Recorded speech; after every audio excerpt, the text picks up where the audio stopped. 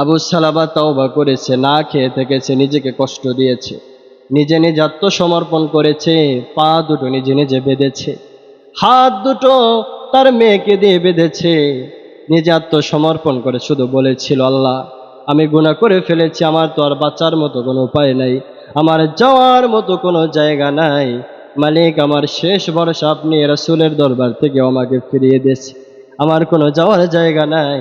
আল্লাহ দোয়া কবুল করলেন, তাওবা কবুল করলেন। এখান থেকে আমরা শিখলাম, আমি যতই গুনাহ করি, আমি যত বড়ই গুনাহ করি, আমি যদি আমার এই 50, 60, 70 বছরের সারাটা বছর গুনাহ করি, আমার এই সারাটা জীবনের গুনাহ এক মুহূর্তের মধ্যে আল্লাহ চাইলে মাফ করে দিতে পারেন কিনা? আরো জোরে বলেন, পারেন কিনা? তাহলে কি লাগবে? নিশ্চয়ই তাহলে আমাদেরকে করতে হবে তাওবাতান নাসুহা, খাঁটি ভাবে তওবা করতে হবে। বান্দা খাঁটি তওবা করলে 1 সেকেন্ডও দেরি হয় না আল্লাহর ক্ষমা করতে। তওবা করতে দেরি হয়, আল্লাহ বলে আমার গুনাহ ক্ষমা করতে দেরি হয় না। সুবহানাল্লাহ। যেন ক্ষমা চাইতে রাজি আছেন সবাই? কথা বলেন, সবাই কি রাজি আছেন? পাপ আমাদের দ্বারা হয়ে যাবে, গুনাহ আমাদের দ্বারা হয়ে যাবে, এটা আমাদের আদত, এটা আমাদের স্বভাব, এটা আমাদের অভ্যাস, আমরা গুনাহ করব।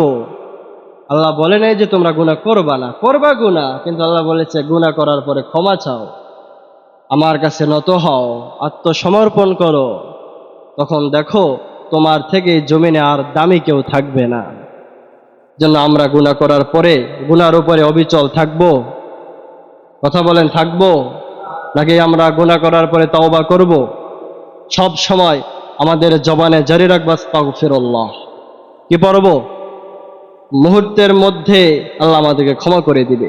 হাঁটার সময়, কথা বলার ফাঁকে, খাওয়ার ফাঁকে, ব্যবসার ফাঁকে, কাজের ফাঁকে, ডিউটির ফাঁকে, সর্ব অবস্থায় যদি জবানে থাকে আস্তাগফিরুল্লাহ, এই ছোট্ট একটা শব্দ যে কত বড় দামি হতে পারে সেটা আপনার কল্পনারও বাহিরে।